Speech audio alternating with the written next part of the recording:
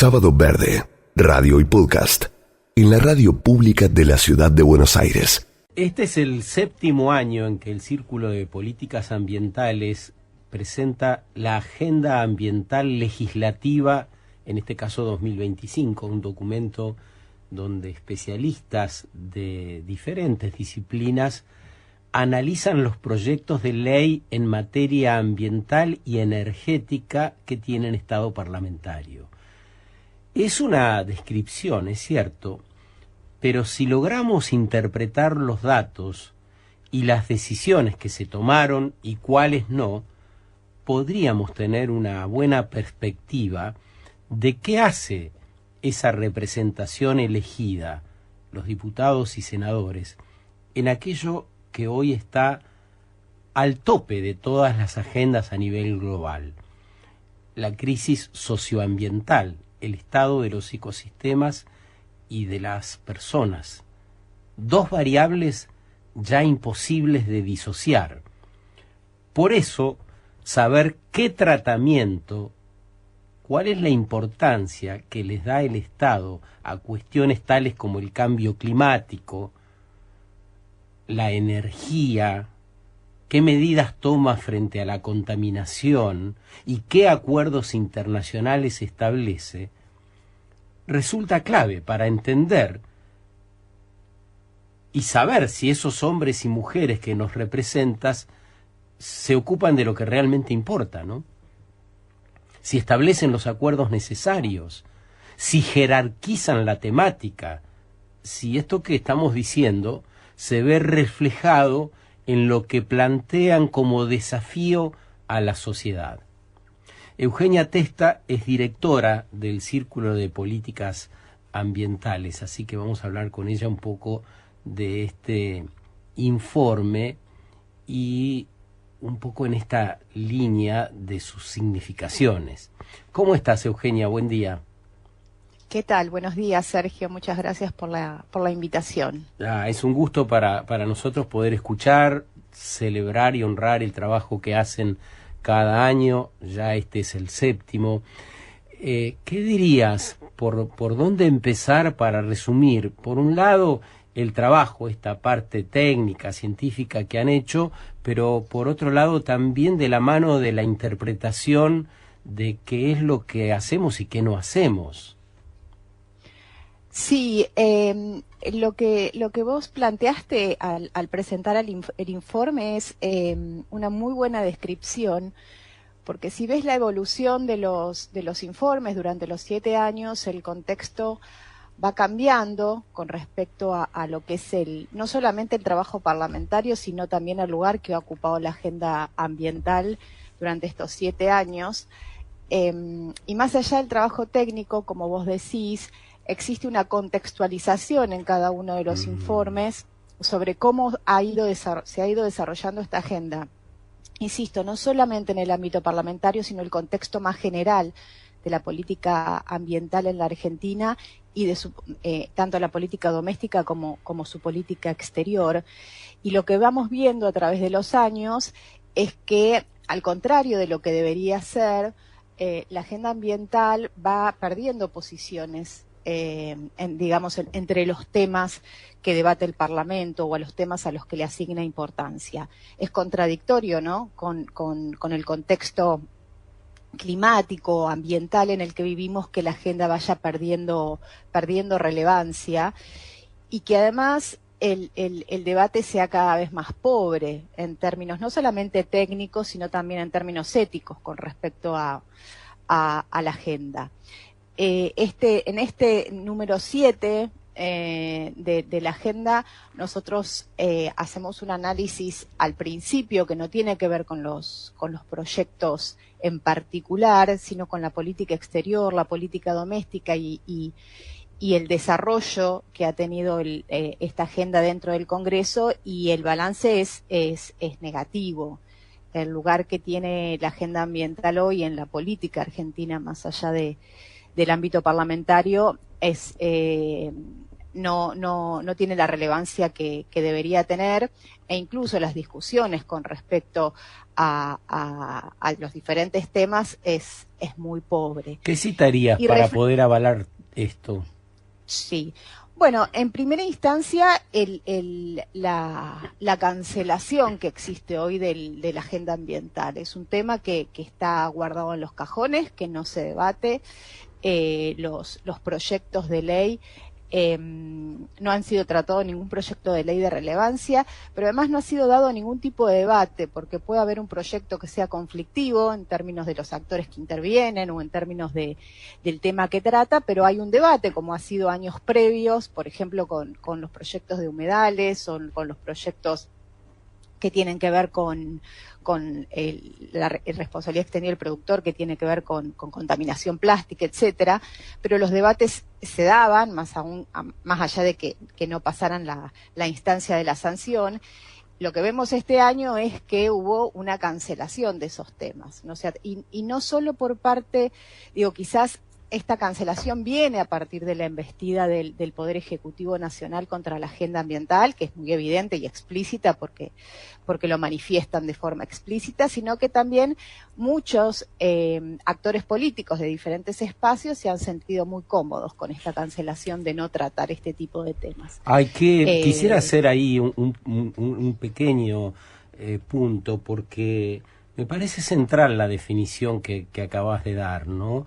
La cancelación involucra a buena parte de la clase política argentina, al oficialismo, que podríamos decir la encabeza, pero también a buena parte de la oposición. Y eso es un verdadero problema, Eugenia, en el tiempo en que vivimos. Sí, exactamente.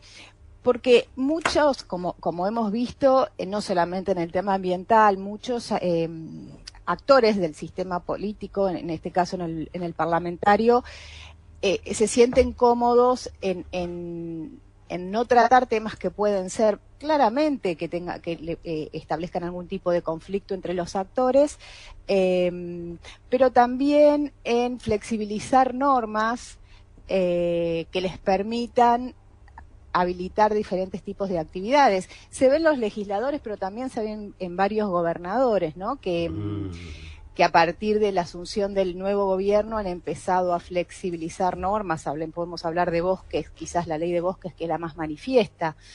Pero sí, hay una comodidad del sector político. No quiero generalizar, siempre hay actores políticos, en este caso legisladores, que tienen o que tratan de impulsar o presionar para que la agenda entre. Pero la remada es ahí en esos casos impresionante, claro, porque no son la mayoría. Ahora, yo te escuchaba y pensaba, Eugenia, mira, pensemos en los planos personales. Sin incomodidad manifiesta, expresa, de esa que a veces duele, no hay aprendizaje. Entonces, pensarlo en estos términos es imposible de evitar cierto desánimo y para no caer en eso, decir, bueno, ¿qué hace falta para movilizar justamente esas estructuras que posiblemente están muertas de miedo, que posiblemente necesiten esos aprendizajes a los que se niegan de modo sistemático? ¿O vos crees que esto forma ya parte de algo que supera esto y que hay planes manifiestos de ambos sectores, oposición y oficialismo, para que esto no ocurra, para no ir por este sendero que el mundo nos está mostrando en las narices? Las personas comunes ya nos damos cuenta de que necesitamos una vida sostenible. Sí, y además, sin incomodidad o sin conflicto no hay cambio, porque no hay cambio posible. Entendiendo que lo que tenemos que hacer es no solamente cambiar hábitos de vida, tenemos que cambiar un sistema productivo, pero además el mundo, mal o bien, más lento o o más rápido, está yendo en esa dirección, con frenos. Digo, ahora hay un contexto mucho más complicado, pero si nosotros vemos la tendencia más estructural, es hacia ese cambio. Hay, para mí, más allá del, hay un desinterés muy importante, pero también hay un desconocimiento. Hay un desconocimiento del mundo, en primera instancia, de lo que está sucediendo, de muchos de los actores. Hay un empobrecimiento del debate y también, voy a decirlo, de nuestros representantes.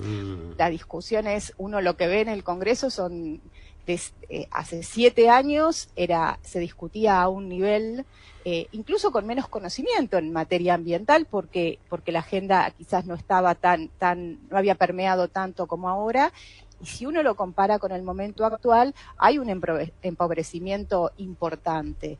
No solamente hay una cancelación explícita por esta idea o esta corriente de moda contra la agenda ambiental o contra la agenda de género, de otros tipos de derechos en general, donde la ambiental es parte, pero también hay un desconocimiento del mundo y hay un empobrecimiento de lo que es el debate de nuestros representantes. Entonces yo creo que toda esa combinación hace que se cree un contexto en el cual no solamente se cancele, sino que aquellos temas que se traten sean muy superficiales y no abonen al cambio que nosotros estamos. Citabas antes, Eugenia, la ley de bosques como un caso emblemático que quizá nos ayude a definir en términos prácticos de qué estamos hablando. ¿Querés abundar sobre eso? Sí, claro. La ley de bosques, todos sabemos, ya tiene muchos años de implementación. Ha tenido una implementación deficitaria de los anteriores gobiernos. No es que venimos del paraíso y de repente todo eso se rompió. No, tenía una implementación deficitaria, pero ha tenido una continuidad en el tiempo y ha habido desde el Poder Ejecutivo Nacional un seguimiento de esa implementación que claramente con el gobierno actual se cortó y las provincias se sintieron muchísimo más relajadas como para flexibilizar la aplicación de la norma a nivel de las jurisdicciones provinciales. Ahora, técnicamente ¿es mala esa ley? Apelo a tu conocimiento más teórico. Es mala porque, digo, ningún gobierno cumplió, diría, con lo mínimo del presupuesto que necesitaban girar a las provincias para que dejen de derribar bosques, para que implementen políticas de salvación de esos territorios. ¿Puede haber algo ahí que haya que revisar? ¿O la ley, vos dirías, es impecable? Lo que pasa es que no la entienden, no la quieren implementar. No sé, ¿qué dirías? La ley de bosques, digo, puede tener técnicamente algunas cuestiones, pero la ley de bosques, digo, que en todo caso que las manifiesten, yo no sé si las compartiría, pero la ley de bosques es una muy buena ley. Es la primera ley que permite la articulación ordenada y participativa de la comunidad para equilibrar el desarrollo y la conservación.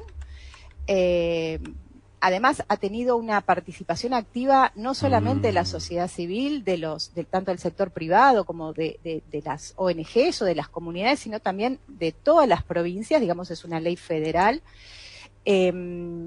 Lo que sucede es que las leyes existen en un contexto.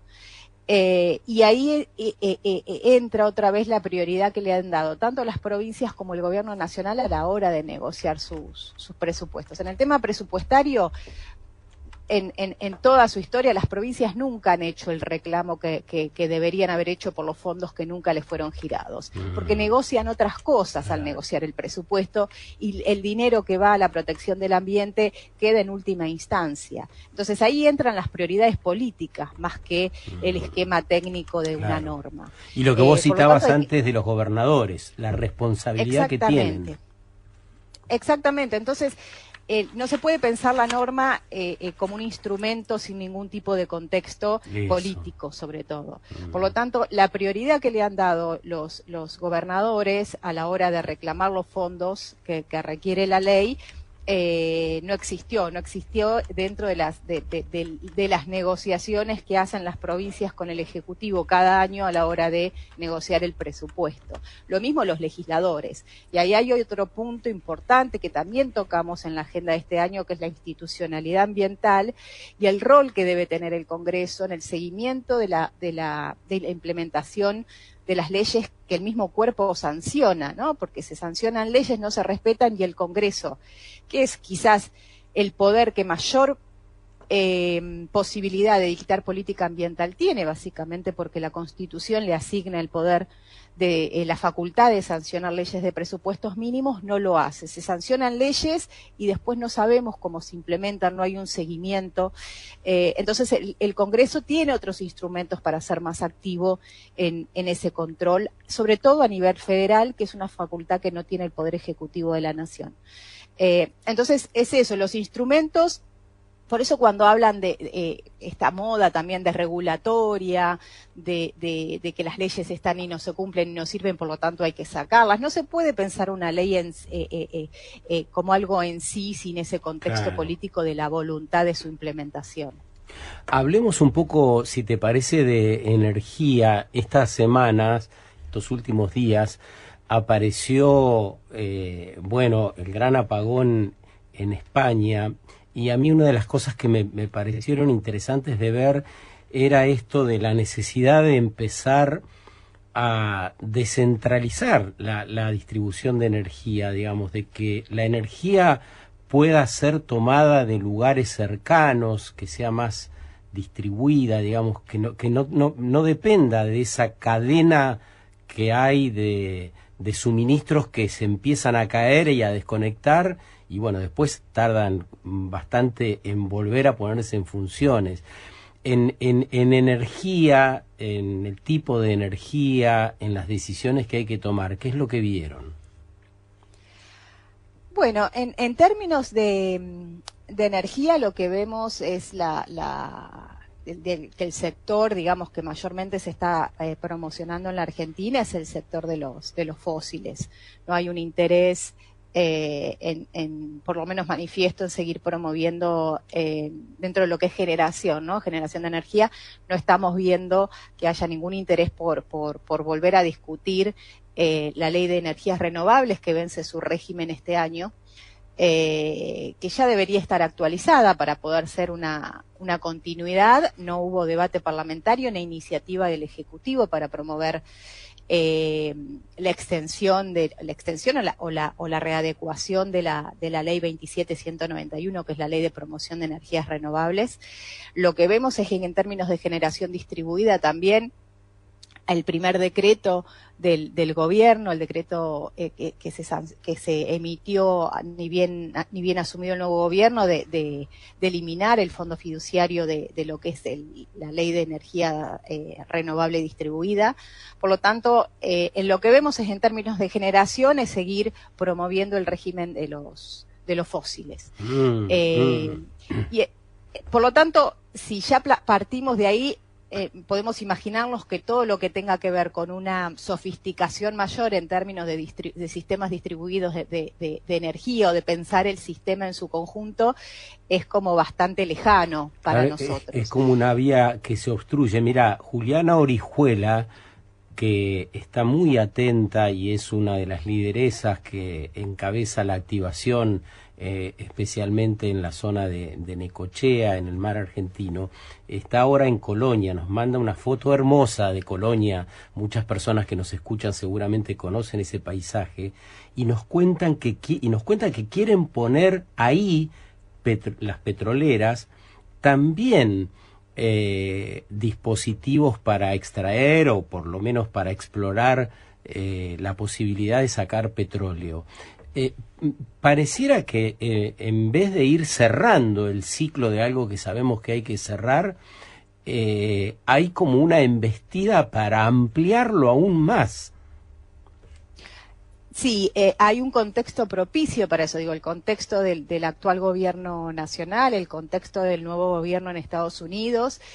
No implica que el sector de las renovables no vaya creciendo. Lo que pasa es que se van sumando, digamos, no van reemplazando en su totalidad, o sea, se suman renovables, pero no necesariamente se van cerrando fuentes de generación fósil. ¿Qué es lo que deberíamos hacer? Eso es una decisión política y no tenemos líderes a la altura de tomar esas decisiones políticas. No tenemos líderes y no tenemos actores de la oposición que estén discutiendo esa agenda. Es como que Vaca Muerta no se discute, el futuro de Vaca Muerta no se discute, es cómo se da. Y eso, insisto, no solamente es por parte del gobierno, ahora del Ejecutivo, sino que la oposición está muy cómoda en no discutir esas cosas y además también es parte de su agenda, no discutirlo y seguir con la misma línea política. Creo que el símbolo de todo esto que estás diciendo, en otro plano, acaba de ser el reciente debate de los candidatos a legisladores porteños. No sé vos, pero yo en las 3 horas no escuché a ninguno de los candidatos o candidatas que mencionen la cuestión ambiental. No, y sobre todo teniendo en cuenta la vulnerabilidad de la Ciudad de Buenos Aires en muchos temas. Cambio climático es uno. Así es.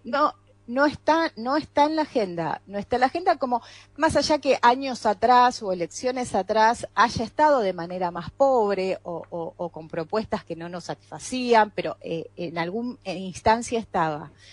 Lo que hay ahora es un borramiento total del tema en las agendas políticas. Y también hay que plantear qué es lo que está reclamando la ciudadanía también, ¿no? Porque si esto no aparece en agenda, también deberíamos reclamarlo, como otras cuestiones que se reclaman que no aparecen en la agenda política. Estamos en un contexto muy complicado, lo que nosotros creemos, y por eso continuamos con el trabajo y con la publicación de este tipo de reportes, es no abandonar los espacios. Hay que seguir insistiendo, no abandonar los espacios porque si no, no van a ser ocupados por nadie o van a ser ocupados por otros temas que nos complicarían aún más. ¿Y cómo imaginás esa participación ciudadana, Eugenia? Estamos hablando con Eugenia Testa esta mañana, si recién llegaste a la radio, es directora del Círculo de Políticas Ambientales, acerca de un documento que sacan cada año acerca de esos proyectos que trata el Parlamento. Y Eugenia la verdad que nos cita algo que es central, ¿no? Nuestra participación y cuál es el rol que estamos jugando frente a unas gestiones que realmente van en contra de las leyes ambientales y de las políticas deseables para una sociedad más saludable. Y esa sociedad está diciendo en parte que esa gestión inconveniente es exitosa. Esa sociedad tiene como participación hoy exclusivamente casi la posibilidad de votar, y eso también vemos que resulta escaso. Entonces, Eugenia, ¿dónde ves posible una participación más activa e informada de la sociedad, no importa el lugar donde viva? Bueno, como primer paso y fue como resultado de la presentación de la ley bases desde la sociedad civil, se formó un movimiento dentro de lo que somos las organizaciones de la sociedad civil que no venía sucediendo y que es una articulación entre muchísimas organizaciones. Fue motorizado mayormente por organizaciones nacionales, más grandes, más históricas, pero que empezó a involucrar a organizaciones más chicas, más pequeñas y de todo el país, y que logramos articular trabajos en conjunto, en primera instancia, para frenar lo que era el desguace, digamos, de la regulación ambiental que traía la ley bases, y que lo logramos hacer en un congreso, insisto, que se desentiende bastante del tema. Fue un trabajo y un logro importante que nos llevó, mucho tiempo de trabajo, sobre todo porque articular más de 100 organizaciones es difícil, pero logramos hacerlo. Y el paso en lo que estamos trabajando es articular en otras acciones que tengan que ver no solamente con resistir la pérdida de relevancia de la agenda ambiental, sino también con acciones más concretas. Por lo tanto, ya una articulación a ese nivel nacional de diferentes tipos de organizaciones muy chiquitas y organizaciones más grandes es importante. Eso es uno de los puntos que nosotros estamos viendo como respuestas. Unirnos, más o menos articular agendas, porque podíamos tener agendas separadas y la unificación de nuestros reclamos o de nuestras acciones puede reforzarlo. En segunda instancia, lo que vos decís, hoy mucho más que teniendo en cuenta además los espacios de participación y que otros espacios de participación como las redes sociales se volvieron muy agresivos y se han vuelto un vehículo de desinformación importante, por lo tanto también tenemos ese desafío. La elección, aquellos que están, las elecciones, aquellos que están involucrados con el tema son muy importantes como para hablar y como para demostrar que esta agenda no tiene relevancia. Y después es participar en lo local, ¿no? Muchas veces cuando el nivel nacional o con los grandes temas nos resultan más dificultosos por la coyuntura, participar y construir desde lo local en movimientos, en acciones, en reclamos más chicos y más al nivel del municipio o a nivel de la provincia, son útiles como para no solamente por el tema en sí, sino para mantener la agenda candente. Lo que no podemos es aceptar que el tema ambiental no sea parte de la discusión política, y eso va desde lo micro hasta lo más grande, a nivel municipal como a nivel federal. Esas acciones individuales, esas acciones o colectivas a nivel de lo micro ayudan a mantener el reclamo y la presión sobre los tomadores de decisión de que la agenda, tanto chica, digo, lo que puede ser, no sé, la contaminación de un curso de agua específico, lo que puede ser la gestión de los residuos, lo que puede ser el control de las industrias, aunque parezca muy chico, mantener esas exigencias son importantes, sobre todo en este momento. Te pediría de final, Eugenia, que nos cuentes dónde poder leer los resultados de este trabajo, porque me parece que forma parte de esos aprendizajes y ese cambio de los cuales hablábamos antes, y que pueda citar brevemente, más allá de todo lo que hablamos, ¿qué fue lo que más te impactó una vez que empezaste a leer los resultados y ya estaba la agenda para editar? Bueno, a la agenda se puede acceder a través de la página del Círculo de Políticas Ambientales, que es www.circulodepoliticasambientales.org, o a nuestras redes sociales, que está publicado el link de acceso. Y lo que más me llamó la atención fue, a mí me correspondió escribir el artículo sobre política doméstica, que sucedió durante el 2024 con la política doméstica, y después hay un artículo sobre política exterior y uno, como decía, sobre el desempeño del Congreso. Y los tres artículos juntos son como muy fuertes de leer. Y uno que viene, de hace muchos años, peleando por los temas ambientales, ver el desguace que se ha hecho de los organismos del Estado en relación, yo lo hablo desde lo ambiental porque es lo que hice el trabajo, uno puede hablar en términos más generales, pero el desguace que se hizo del Estado en términos de institucionalidad ambiental es como que impresiona verlo. Cuando uno se pone a recolectar la información para ver qué pasó durante el año pasado, genera como un impacto ver todo lo que nos costó llegar hasta este punto, que insisto, no era perfecto, había cuestiones que eran más superficiales o no, pero había habido una evolución durante todos estos años, muchas conquistas, sobre todo conquistas que partieron de la sociedad civil, o que vienen impulsadas por los requerimientos, del sistema internacional, acuerdos, tratados, que también son logros mayormente de la sociedad civil, y ver que de un plumazo durante menos de un año, todo eso se desactivó, se desguazó, la pérdida de capacidad estatal para enfrentar determinados desafíos que son inmensos, digo, el de la adaptación al cambio climático, el de la mitigación. Eso es lo que más me impactó, ¿no? Y eso, si bien después los otros artículos tocan temas más específicos o técnicos, ese tema reaparece en cada uno de los artículos, mostrando que la agenda, bueno, no solamente perdió dimensión, sino que hubo un retroceso muy importante en términos